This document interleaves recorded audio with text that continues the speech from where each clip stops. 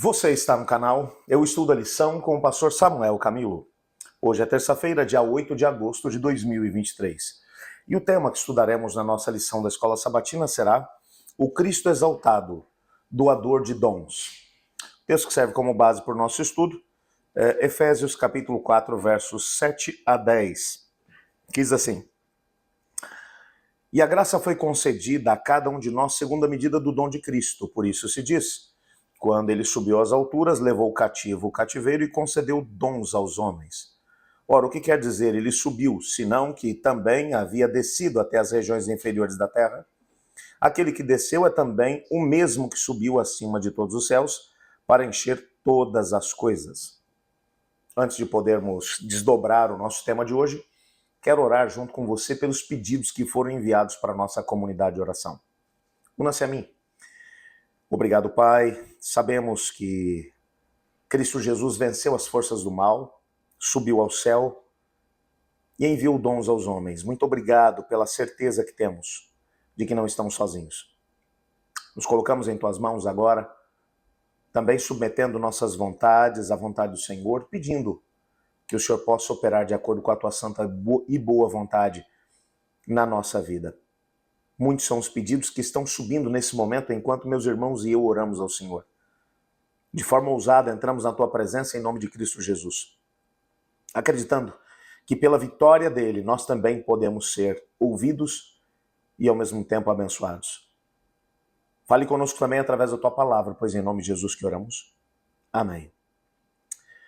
Um outro elemento que é usado por Paulo para a unidade da igreja é exatamente o fato de que o Senhor Deus, para capacitar a igreja como sendo o corpo de Cristo Jesus, ele deu dons aos homens. Então, vamos lá tentar entender um pouquinho disso aqui.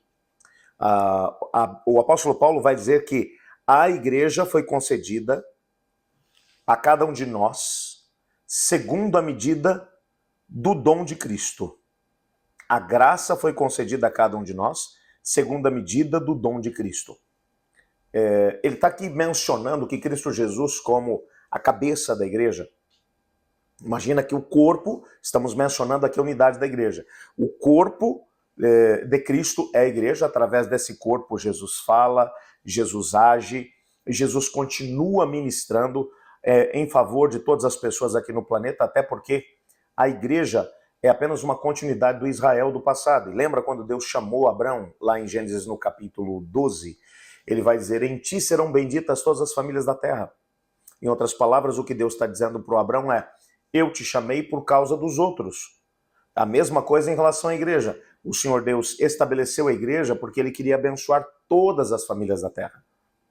Então, nessa perspectiva, a graça ela foi concedida a cada um de nós segundo o dom, segundo a medida do dom de Cristo. Ou seja, Cristo sabe qual é o papel que cada um de nós deveria desenvolver dentro do corpo, que é a igreja, para podermos alcançar o propósito que ele tem no nosso tempo, na nossa geração, aonde ele nos colocou. Em outras palavras, ainda esmiuçando um pouco mais aqui essa ideia, a ideia de que Cristo Jesus ele capacita cada pessoa que se une ao seu corpo.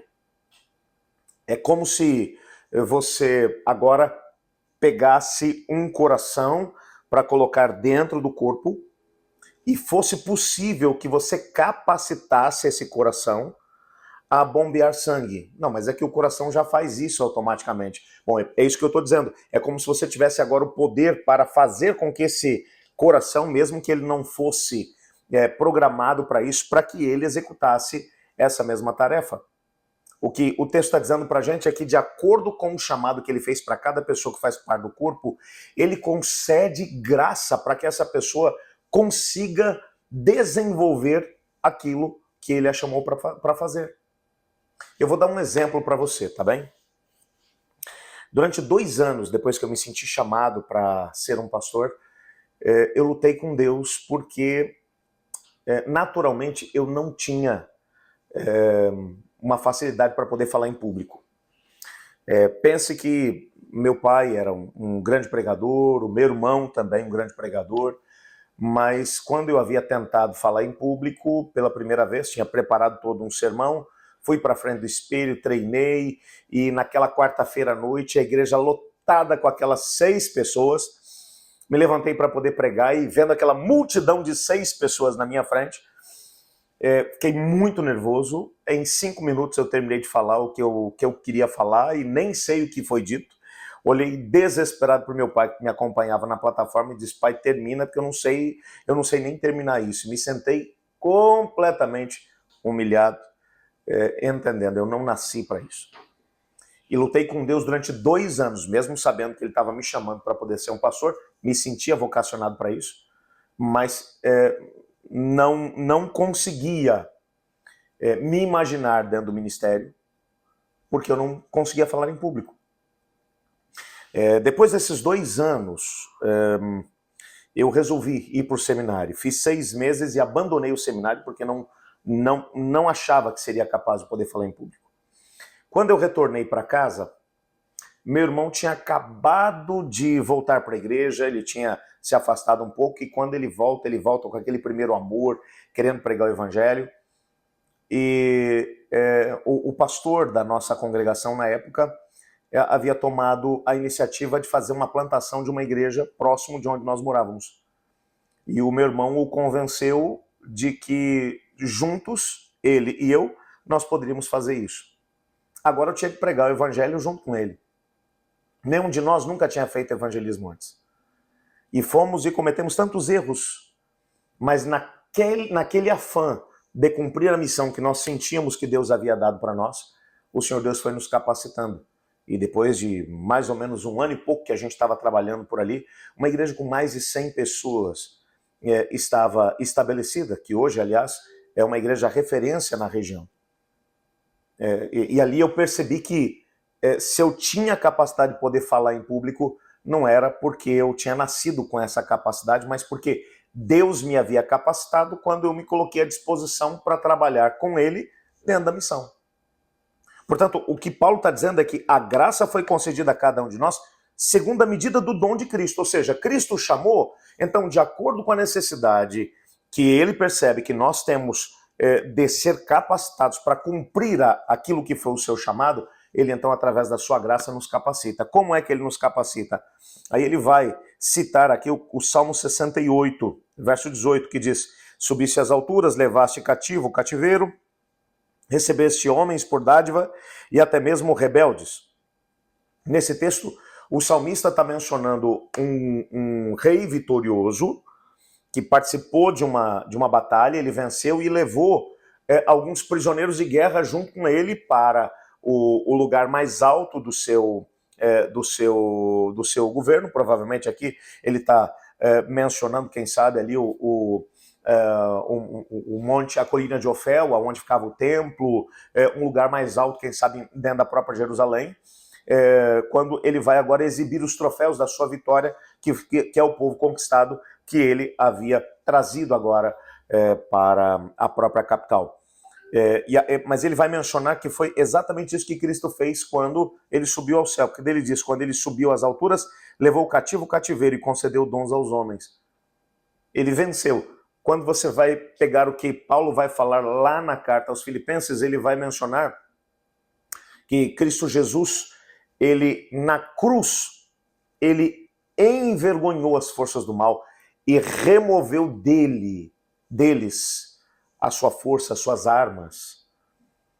A ideia principal é de que Cristo Jesus, ele derrotou completamente o inimigo. Você lembra, por exemplo, lá no livro de Jó, quando Deus pergunta para o inimigo, quando ele se apresenta diante do Senhor: de onde você está vindo? Ele, de forma arrogante e pomposa, ele vai dizer: eu venho da terra, de passear por ela e de andar de um lado para o outro. Ele se sentia o dono desse planeta, porque ele havia tomado de Adão, que era o governador, a capacidade de poder governar. O próprio Cristo vai reconhecê-lo como o príncipe desse mundo. Mas quando ele vence o inimigo na cruz do Calvário, agora Cristo Jesus é o representante do nosso mundo. Ele assume aqui a vitória. Então, depois de ter alcançado a vitória, ele vai às alturas. E então ele concede dons aos homens. O que ele está dizendo aqui é que quando Cristo Jesus subiu ao céu, então ele derramou o seu espírito sobre a igreja. Jesus falou sobre isso lá em João no capítulo 14, quando os discípulos estavam tristes, ele mencionou, é importante que eu vá, porque se eu não for, o Consolador não virá. E é melhor que ele esteja convosco do que eu. E quando você pensa nessa descida do Espírito Santo, inclusive há um texto que vai aparecer no nosso guia de estudos, que é da meditação matinal, e recebereis poder, na página, aliás, do dia 29 de maio, na página 158. É uma meditação de Ellen White, onde ela diz o seguinte: Cristo subiu às alturas, levando cativo o cativeiro e concedeu dons aos homens. Após a ascensão de Cristo, quando o Espírito desceu, segundo fora prometido, como um vento veemente e impetuoso, enchendo todo o aposento em que os discípulos estavam reunidos, qual foi o resultado? Milhares se converteram num dia. O que o texto aqui está dizendo é que o Espírito Santo ele só veio para estar com o corpo de Cristo, que é a igreja, porque Cristo Jesus venceu e subiu ao céu. A garantia de que nós também seremos vitoriosos é quando recebemos o Espírito Santo. Ora, a mesma vitória de Cristo Jesus, que fez com que ele tivesse a oportunidade de voltar ao céu, Apocalipse capítulo 4 e capítulo 5 mostra a entronização de Cristo como representante da humanidade, sendo agora capaz de desatar os selos e de finalizar a história da humanidade, é apresentado ali de uma maneira belíssima, quando todos os seres que estão diante do trono de Deus cantam: Tu és digno de receber o livro e de desatar-lhe os selos, pois morreste com teu sangue e compraste homens de todas as tribos, línguas, raças, povos e nações, para Deus e para o seu Cristo. Então, quando você vai olhar para isso, a vitória de Cristo foi o elemento que permitiu que ele enviasse o Espírito sobre a igreja. Quando recebemos o Espírito Santo, nós também recebemos a vitória de Jesus. O Espírito ele vem para capacitar o corpo de Cristo para cumprir a missão. Em um só dia, 3.000 pessoas foram batizadas. E o Espírito de Deus ele continua desejoso de agir, de trabalhar na vida do povo de Deus, para que a missão de Deus seja cumprida. Não se esqueça disso quando você passar pelas diversas situações desse dia, quando você se deparar com pessoas que Deus vai colocar no seu caminho.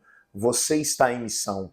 Deus te colocou em missão. Ele tem um propósito para a sua vida. E mesmo que você não se sinta capacitado para fazer aquilo que Deus espera que você faça, o Espírito Santo em nós é a garantia de que os dons que necessitamos para cumprir a missão que Deus nos deu, ele cumprirá e nos dará. Deus te abençoe, que Deus te guarde, seja o representante de Deus aonde ele te colocar. Eu estudo a lição. E você?